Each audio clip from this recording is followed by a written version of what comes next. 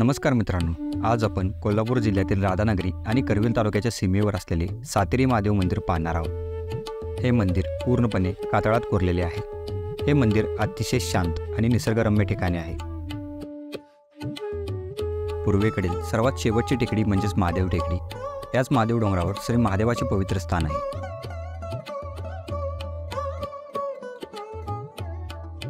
या डोंगरात आल्यानंतर प्रथम आपल्याला दिसतो तो साधारण 5 फूट उंचीचा संपूर्ण कातळात कोरलेला नंदी।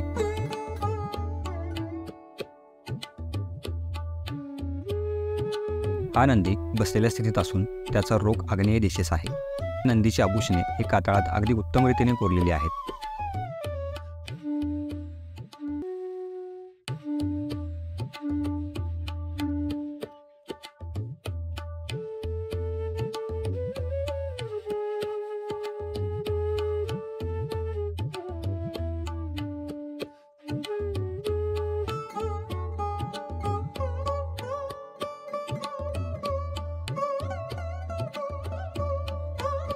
पायऱ्यांवरून वर जाता जाता डाव्या बाजूला आपल्याला एक विहीर दिसते।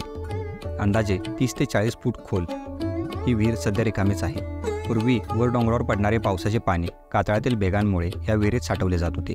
काही वर्षापूर्वी या डोंगरावर ही विहीर एकमात्र पाण्याचा स्रोत होती, पण वर ब्लॉक बसवल्यानंतर ही विहीर कोरडीच राहिली आहे। या विहिरीत उतरण्यासाठी पायऱ्यांची रचना केलेली दिसते, तर त्याच्या आत ठिकठिकाणी कोबण्या करण्यात आलेल्या आहेत।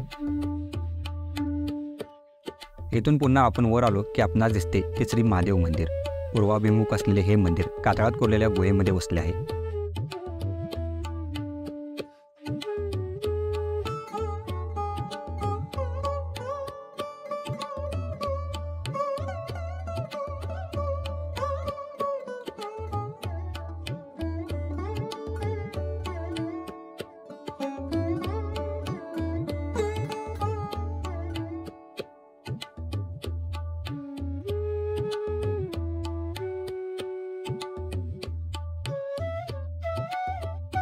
आतमध्ये एक शिवलिंग स्थापित करण्यात आले आहे। या शिवलिंगावर वेटोळे घातलेल्या नागाची पितळेची मूर्ती नंतर बसवण्यात आली आहे।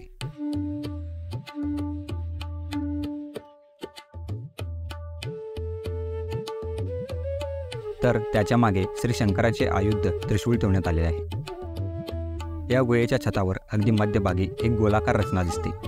3 स्तराची ही रचना एखाद्या फुलाप्रमाणे दिसते। कालोघात त्याची बरीच झीज झालेली आहे। उजव्या बाजूने आत प्रवेश केल्यानंतर समोरच एका देवळीवजा जागेत आपल्याला श्री गणेशाची मूर्ती दिसते। ही संगमरवरी मूर्ती अलीकडच्या काळात स्थापन करण्यात आली आहे।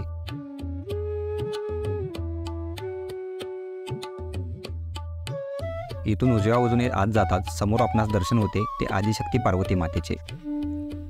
ही सर्वात आतील गुहा। या गुहेच्या भिंतीवरच पार्वती मातेची सुरेख छाया कोरण्यात आली आहे।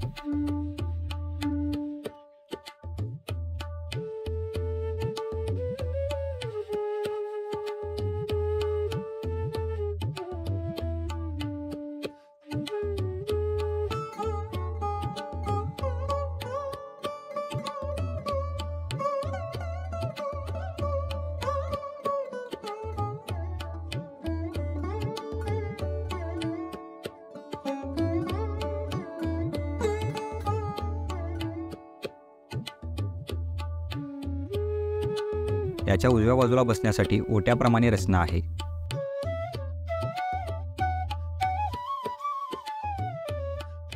तर डाव्या बाजूस एका देवळीची रचना आहे। गुहेच्या या भागाचे वातावरण सर्वात शीत आढळते। बाहेर कितीही कडक ऊन असले तरी आतील गारवा काही कमी होत नाही, याची ही खासियत आहे।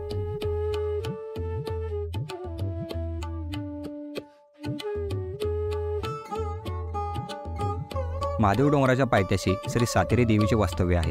या ठिकाणी आपल्याला एक छोटेखानी मंदिर आढळते। मूळ मंदिराच्या समोर आता एक सभा मंडप बांधण्यात आला आहे।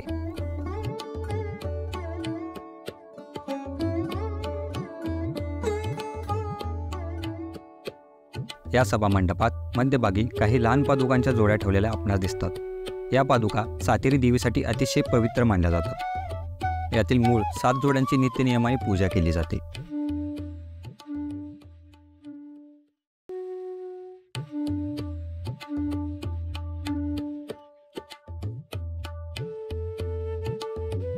सभामंडपातून आत गेल्यास मूळ मंदिर लागते. आकाराने छोटा असणारा हा गाभारा हेमाडपंथी बांधकामाचा आहे. कालांतराने त्याला बाहेरून गिलावा करण्यात आला आहे. या गाभारात एकूण 7 देवींची पूजा केलेली दिसते. 7 आसमान दगडांना देवीच्या रूपात येथे पूजले जाते. या मूर्तीची रचना ही विशिष्ट आहे. मोठ्यापासून लहानांपर्यंत लावण्यात आलेले हे दगड 7 बहिणीच्या वयातील अंतर दर्शवतात. साधारणपणे देवी पार्वतीच्या 7 रूपांना सातेरी देवीच्या रूपात पूजले जाते. असे सातेरी देवीची मुख्यतः पश्चिम महाराष्ट्र, दक्षिण कोकण आणि उत्तर कर्नाटक या भागात अधिक आढळून येतात. पण या मंदिराविषयी एक खास आख्यायिका आपल्या स्थानिकाकडून ऐकण्यास मिळते. अज्ञात काळी सध्याच्या कसबाबीड परिसरामध्ये एक अनामिक दाम्पत्य राहत होते. या दाम्पत्यास एकूण 7 मुली होत्या. काही कारणावश या मुलींच्या आईचे निधन झाले. त्यामुळे साऱ्या मुलींचा भार एकट्या बापावर येऊन पडला. काही काळानंतर त्या मुलींचा सांभाळ करणे असह्य झाले. त्यामुळे पौर्णिमेच्या दिवशी त्याने मुलींना फिरवण्याच्या बहाण्याने सातेरी येथील घनदाट जंगलात आणले. त्या काळी सातेरीवर निबिड अरण्य होते असे म्हणले जाते. या जंगलात व्याघ्रादी श्वापद वास करत होती. सध्याच्या सातेरी मंदिराच्या ठिकाणी येताच या 7 मुलींना तेथे बसवून भरल्या मनाने बाप माघारी परतला. रात्रीच्या किर अंधारात त्या मुली घाबरून गेल्या होत्या. जंगलात हिंस्र प्राण्यांच्या आवाजाने त्या अधिकच बेदरल्या. आपल्या बापाची वाट पाहता पाहता त्या या रात्री निसर्गात विलीन झाल्या. याच ठिकाणी या निसर्गाने 7 मुलींना आपल्यात सामावून घेतले. याच 7 मुली पुढे सातेरी देवी म्हणजेच 7 देवीच्या रूपात तेथे पूजल्या जाऊ लागल्या. सातेरी देवीचे मूळ मंदिर हे फार जुने असून येथे अनेक प्राचीन अवशेष आजही आढळतात. याशिवाय या मंदिराच्या आसपास अनेक मोठे डेरेदार वृक्ष आणि प्रशस्त जागा असून या ठिकाणी आसपास वनभोजन किंवा अल्पोहाराचा आनंद घेता येतो. श्री क्षेत्र सातेरी महादेव हे स्थान नैसर्गिक, भौगोलिक, सांस्कृतिक आणि ऐतिहासिकदृष्ट्या अत्यंत महत्त्वाचे आहे. या ठिकाणी सांस्कृतिक पर्यटन, ऐतिहासिक पर्यटन, निसर्ग पर्यटन होऊ शकते. व्हिडिओ आवडला असेल तर लाईक करा, शेअर करा आणि चॅनलला सबस्क्राईब करा. कारण अशाच दुर्लभ माहिती आम्ही तुमच्यासाठी घेऊन येत असतो.